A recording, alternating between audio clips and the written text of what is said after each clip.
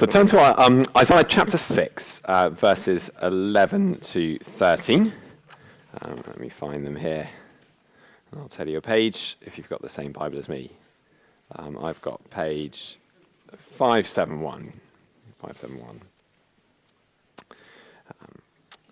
So here, Isaiah is speaking. He's speaking to God's people, Israel. I don't know if there's a bit of an echo on the mic. There's something. Is that okay? That's okay. I'll press on. So Isaiah chapter 6, he says, "Then I said, 'How long, O Lord?'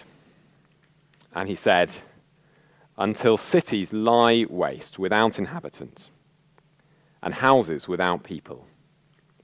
And the land is a desolate waste, and the Lord removes people far away, and the forsaken places are many in the midst of the land. And though a tenth remain in it, it will be burned again, like a terebinth or an oak whose stump remains when it is felled. The holy seed is its stump.'" So that's a background to our passage. That's one of Isaiah's big predictions in his book, is that God's people are going to be judged. They're going to be felled. They're going to be like a stump, like a tree that has been cut down. So with that in mind, turn to chapter 11, and I'm going to read from verse 1.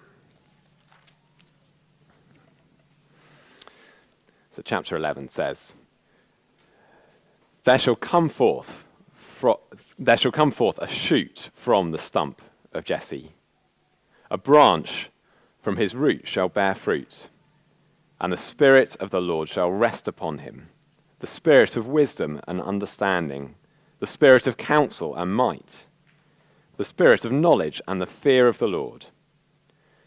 And his delight shall be in the fear of the Lord. He shall not judge by what his eyes see, or decide disputes by what his ears hear. But with righteousness he shall judge the poor, and decide with equity for the meek of the earth. He shall strike the earth with the rod of his mouth, and with the breath of his lips he shall kill the wicked. Righteousness shall be the belt of his waist, and faithfulness the belt of his loins. The wolf shall dwell with the lamb. The leopard shall lie down with the young goat, and the calf and the lion and the fattened calf together, and a little child shall lead them. The cow and the bear shall graze, their young shall lie down together, and the lion shall eat straw like the ox. The nursing child shall play over the hole of the cobra, and the weaned child shall put his hand on the adder's den. They shall not hurt or destroy in all my holy mountain, for the earth shall be full of the knowledge of the Lord as the waters cover the sea. In that day the root of Jesse, who shall stand as a signal for the peoples, of him shall the nations inquire, and his resting place will be glorious. Well, it's another passage in Isaiah. We're looking at a few passages in Isaiah over these weeks, which are probably quite familiar to us. They're passages that we often read at Christmas. They're passages that speak a message of hope and of peace. And we're going to walk through it this morning, and I hope that we'll see within it actually a message that's relevant for us, not just at Christmas, but a message that's relevant all the year through. I should say there's kids, you may have fact finders. I've gone for a slightly different approach with the fact finders today. I've put the 4 points, which we're going to look at, and I've put a picture against each one. And your job today is to try and figure out, you can write down how the picture relates to what I'm saying. Sometimes it will be more obvious. Sometimes it's a bit more cryptic. So you might have to ask your parents at the end. You can tell me if there's anything that completely stumps you. But have a go at that today. So we're gonna look at this, and I want to, before we kind of dive into this passage, I want us just to think about how we should read this kind of passage today, because this was written to people thousands of years ago. The words that we read, they're inspired by the same God that we worship. The plan of salvation that these words speak about is the same salvation that we sing of. But we're in a different place to the people that Isaiah was writing to. We're in a different physical situation. We're in a different time in history. As Richard reminded us last week, Isaiah was written actually, although we tend to read the passages that talk of hope, it was actually written at a pretty dire time for God's people. It was about 700 years before Jesus came to earth. And years before that, God had promised to Abraham, he'd made a covenant. He'd said to Abraham, I'm going to be your God, and your descendants are going to be numerous. They're going to be as many as the stars in the sky or as many as the sand on a beach. And since then, God had established his people. He'd given them a king. He'd given them land. He'd given them blessing.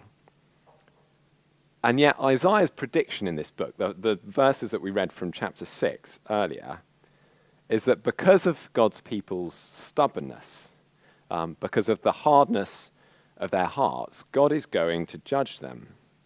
He's going to find them wanting. He's going to send the Assyrians, who are a brutal nation, to invade them and to cut them down. The Assyrians are going to win, at least in the short term.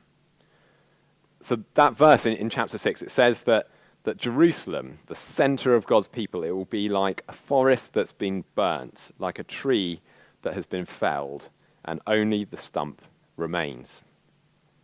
God's people will be cut down, will be brought to rock bottom. But that message that Isaiah has, this message of judgment, it's interspersed throughout the book with these messages of hope. It's written in the bleakest of the situations, so that actually as people are in those situations, they can look forward in hope. They can hope that God will send a saviour. They can hope that there is a glorious future to look forward to. So that's what it was written to. It was written to these people who are in a really bad situation, to give them hope for the future. But how do we read it today? How do we read it in our situation? So I want us to take, and we're going to use this analogy throughout, the picture a train journey. Trains are pretty disruptive, aren't they? They're disrupted at the moment. Let's imagine Charlotte Larson, who I presume is coming back from St Andrews on a train? Let's imagine that Charlotte was coming back. Right. Let's imagine that Charlotte was coming back on a train from Scotland to London for Christmas. And she gets to the station, and she works at the board, and her train has been cancelled. And I expect we've all been in that situation, and your heart sinks. It's a kind of horrible feeling. She's probably checking her phone to kind of look at other routes. Maybe she's phoning mum and dad to see if they'll drive up to St Andrews and pick her up. And then there's a message that comes over the tannoy. And the message says, a train will be leaving for London in 15 minutes. Go to platform 10. And suddenly she has a bit of hope. She picks up her bag. She kind of runs to the station because there's a promise. There's a promise of a destination Christmas in London, and there's a promise of a way to get there. And that's a situation that the people that Isaiah is speaking to is writing. They're in this kind of situation of slight despair, but then there's this message of hope. There's a message that there's a great destination to get to, and there's a way to get there. But how do we read it as Christians? How do we read it today? Well, actually, we read it as people who are on the train. Okay, so when you're on a train, you kind of have hope, don't you? That there's things that tell you that you're going in the right direction. So maybe there's a sign on the train that says arriving in London at 5:15. Maybe there's a kind of message on the tannoy that says the next station will be King's Cross. You hear the people that are on the train with you, and their accents are distinctly London rather than Scottish, and all of it tells you that actually this train is on its way to London. It really is the train that was promised on the tannoy at the station. And as we read this passage as Christians, we read it as people on the train. We read it as with the same hope and the same final destination that the people that Isaiah was writing to have. But it gives us confidence as we kind of look around us, as we look at Jesus, that we're on the right train. It gives us confidence that we are on the journey to the destination that Isaiah is talking about. And so as we look at these verses, that's what I'm hoping we'll feel at the end. We'll feel a kind of real hope, a real a hope in where we're going to get to, and a great anticipation of that, but also a great confidence that we are heading in the right direction.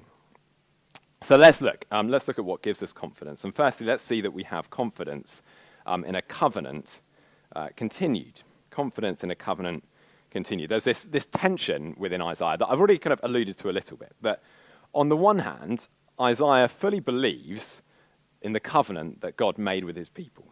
He fully believes that God is faithful and he is going to save himself, this people. But on the other hand, he says God is going to destroy his people. He's going to cut them down. And those two things, they seem to be in tension. They are in tension throughout the book. But Isaiah resolves that tension. And he does it in this passage. So look at verse 1. He says, out of the stump, that stump that was going to be left when they were cut down, out of the stump shall come forth a shoot from the stump of Jesse. Now, importantly, God here, he's not saying, I'm going to cut down the forest, I'm going to destroy Israel, and I'm going to start again. I'm going to make a completely fresh start. No, he's saying, actually, I'm going to start from that promise that I made to my people. God doesn't renege on his promise. He doesn't kind of press the reboot button. When God flooded the earth in the time of Noah, he promised he wasn't going to do that. Again, he wasn't going to flood the whole earth. He wasn't going to press the reset button. And so this stump that we see here, this shoot, it emerges from the same stump. It's from the root of Jesse. Now, if you know your Bible trivia, Jesse was King David's father. And King David was held up in the Old Testament as the best king that the Israelites had. The one where, more than at any time in the past, they were close to God and they knew his blessing. And so God is promising here there's going to be another David, another one from that line. Yes, the tree is going to be cut down. It's going to be severely pruned, and sometimes that is necessary for the growth of a tree. But it's not the end. God is not saying, I'm done with that covenant. No, he's going to keep his covenant. He's going to grow that same tree again. And of course that gives us confidence at Christmas, because we look back at the branch that grew at Christmas. Because Jesus is of the line of David. He's of that line of Jesse. He's the shoot that is spoken about here 700 years earlier. He's that shoot from the line of David. And that's significant because it shows that actually God is faithful to the covenant that he made thousands of years before. He's kept the promises that he makes throughout the ages. So we make quite a big thing in this church of covenants. We speak about it quite a lot, and for good reason. For good reason, because it gives us confidence in a God that keeps his promises over many centuries. It gives us a great confidence in them now. So you might find yourself discouraged by the state of Christianity or the church in this country. I was talking to my dad last weekend, and he was recalling when he was at university back in the 70s, and he was saying about how the Christian Union then, they would have speakers like John Stott and Jim Packer, and they would have literally thousands of people would come to the Christian Union and would hear them. And Christian unions today are not that size. They're a fraction of that size.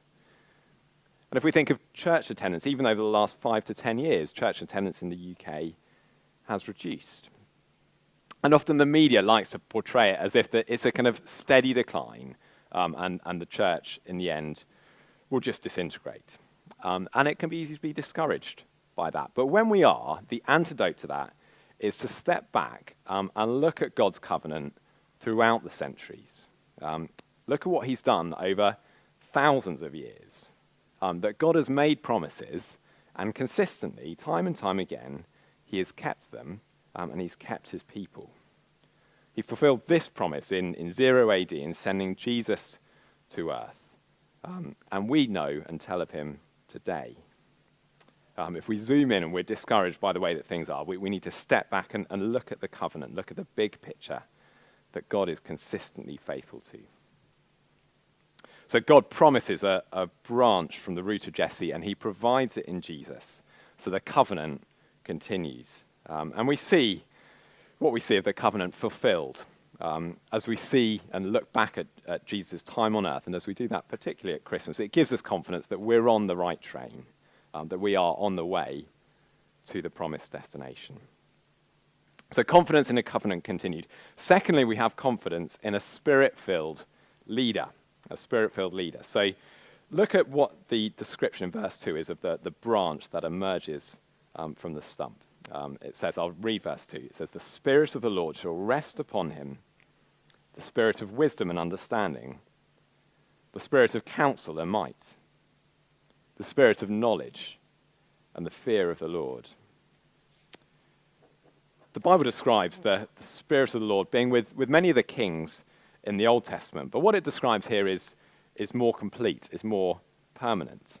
There's three pairs of characteristics that it talks about how this king, this leader that it describes will be spirit-filled. The first one is wisdom and understanding. And really that's talking about a leader with good governance, able to create a good government. The kind of government that makes good decisions, the right decisions, fair decisions, that promote stability.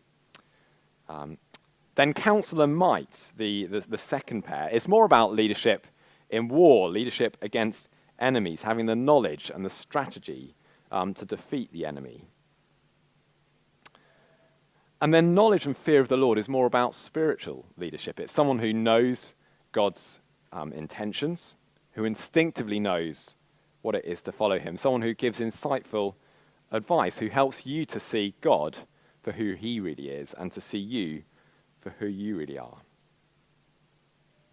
What we see here is someone who can lead both internally in government, externally in providing safety, and upwards in providing and guiding us in relationship with God. That's the kind of leader that they need to get themselves out of this sticky, messy situation that they're in. And of course, we read this and we take confidence again because we see from Jesus' time on earth, we see these prophecies fulfilled in him, that he is this spirit-filled leader that we need. So at his baptism, we're told that God's Spirit descended on him like a dove, it says. And that's significant. It's significant. It's this sign that the reality of what Isaiah promised has come to pass, that God's future leader, as it's described here, has come, and that he is filled with God's Spirit. And we see those characteristics. We see them in Jesus' life. We see that he had kind of wisdom and knowledge beyond understanding. So people would kind of listen to him and they'd say, "Isn't that the carpenter's boy?" But he speaks with such authority. He always knew the right thing to say to manage a situation. He was mighty in facing his enemy, his enemy ultimately being sin, the devil, death. It's interesting, others around him, they thought they knew who the enemy was. They thought the enemy was the Romans, and they thought Jesus would come to defeat them. But Jesus was wise beyond them. His strategy was perfect. He knew the underlying problem behind their problems. He knew the true enemy, the power that he wields, the power that the enemy, the devil, wields of sin that leads to death.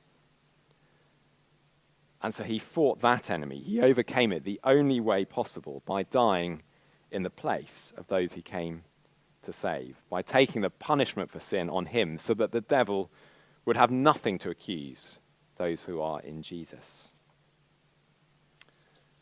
So he fulfills that wisdom, that counsel and might to face off the enemy. And then he is the ultimate spiritual leader, of course, isn't he? He says, "I'm the way, the truth, and the life. No one comes to the Father except through me. If you know me," he says, "you know the Father." So in Jesus we see God himself. So he is this spirit-filled leader that we need. There's many voices, aren't there? There's many things that vie for our attention during the week. Many people who want to convince us that they are worth following, that it's worth doing what they say, but none of them can promise the future that Isaiah promises here. And in Jesus, we know that there is one who is uniquely placed to take us there. So we look back at Jesus' spirit-filled life on earth.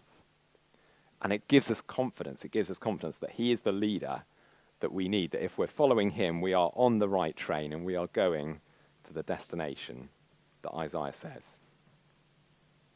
So we take confidence in a covenant continued. We take confidence in a spirit-filled leader.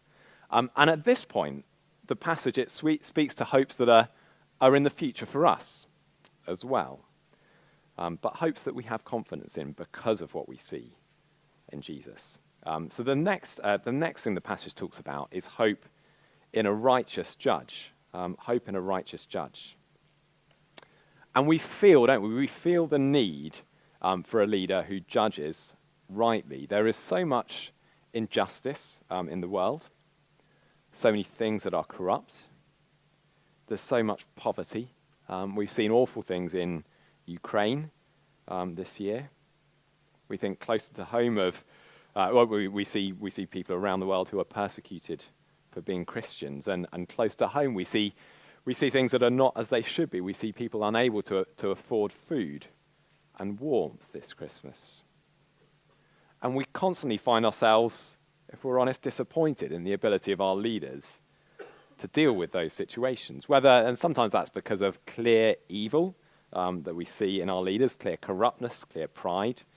Sometimes it's just because they don't have the ability to discern the right thing to do. We long for leaders who can do that. And that's what's promised in verses 3 to 5. Verse 3, so it says, the promised leader, his delight shall be in the fear of the Lord. Which is to say that God's priorities, that the way that God sees the world will be the way that he sees the world, and God's decisions will be his decisions. It goes on, he shall not judge by what his eyes see, or decide disputes by what his ears hear, but with righteousness he shall judge the poor, and decide with equity for the meek of the earth. This is a leader who sees things as they really are. He's able to discern between appearance and reality. He's able to judge right because he sees beyond what's on the outside to what's on the inside. Verse 4 continues, he shall strike the earth with the rod of his mouth, and with the breath of his lips he shall kill the wicked. This is a judge with power. We often see things on the news, don't we? We often pray about things, and we think, humanly speaking, it seems impossible that situations could be resolved. But here we see a leader described who can just speak, and things happen. And finally, in verse 5, righteousness shall be the belt of his waist, and faithfulness the belt of his loins. His character will be perfect. He won't be undone by the lack of integrity that we often see in our leaders, or by misplaced motives. So this is a leader who can judge in a way that the world desperately needs. And whilst this righteous judgment, it's a future hope for us, it's further along the train journey, nonetheless, what we see of Jesus from his time on earth, it gives us great confidence that this is going to happen. Because we see all these characteristics in Jesus. We see that God's priorities were his priorities. He withstood temptation, didn't he, in the desert. He was sent out to be tempted. The temptation that many of our leaders feel, temptations of power, of glory. But he resisted them because God's priorities were his priorities. He cared for the poor, didn't he? He was able to distinguish between appearance and reality. Think of the time that he sat in the temple and he watched people giving their offerings, and some people gave really impressive offerings to make themselves look good, but a widow put in 2 small coins, and Jesus said, I tell you, this poor widow has put more into the treasury than all the others. They gave out of their wealth, but she out of her poverty put in everything that she had to live on. Jesus was able to discern, to judge rightly, to see beyond the outward appearance into people's hearts. His words had extraordinary power, don't they? Power like we see here. We see him face demons and just speak a word and the demons flee. And his righteousness was clear for all to see. He lived a sinless life. Pilate, when Jesus was brought before him, looked at him and said, "I find no basis for the charges against this man." And so we see the character that we see described here. We see it fulfilled in the person of Jesus through his life on earth. We see that we have a hope, a future hope in Jesus, the righteous judge. And then finally, the passage goes on to talk about the destination that we are headed. It tells us that we can take hope in a future of peace because of this leader. It speaks of the destination, the place that the train is going. So let me read the words again. They're great poetry. It says, "The wolf will live with the lamb, and the leopard will lie down with the goat. And the calf and the lion and the fattened calf together, and a little child shall lead them. The cow and the bear shall graze. Their young shall lie down together, and the lion shall eat straw like the ox. The nursing child shall play over the hole of the cobra, and the weaned child shall put his hand on the adder's den. They shall not hurt or destroy in all my holy mountain, for the earth shall be full of the knowledge of the Lord as the waters cover the sea." It's a wonderful picture, isn't it, of peace, of conflict and danger removed. But actually, it's a bit more than that. If you look at the description, look at what's written here, it's a description really of the Garden of Eden, of the time that Genesis paints for us, the picture of the time before sin. Verse 6 speaks of nature living in harmony with the human, the little child here, having dominion over them, leading them, which is exactly the way it's described in Genesis 1. Verse 7 speaks of all the animals, carnivores, herbivores, they all eat of the same food, which is a reference to Genesis 1:30, where it says that God has given every green plant for food for all the animals that he created. The infant playing near the cobra's den, it's not just a reference to the safety and the lack of danger, but actually, you see a serpent and a human living together. It's a reversal of what happened in Genesis 3 when sin entered the world, and God said he placed enmity between the human and the serpent.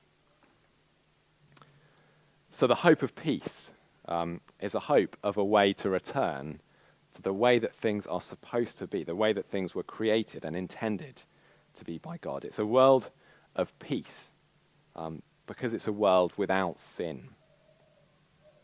You might know the song Peace in the Valley. It was written, I think, about 90 years ago. I think it was made famous by Elvis Presley singing it at one point. But it takes up the word of this passage. It says, "The bear will be gentle, the wolf will be tame, the lion will lay down with the lamb, and the beasts from the wild shall be led by a child." And it finishes, "And I will be changed from this person that I am." And whilst that last line, it's not explicitly in the passage here, I think that's right. It's implicit here. It's describing a situation where there is peace, and there's peace because there's no sin.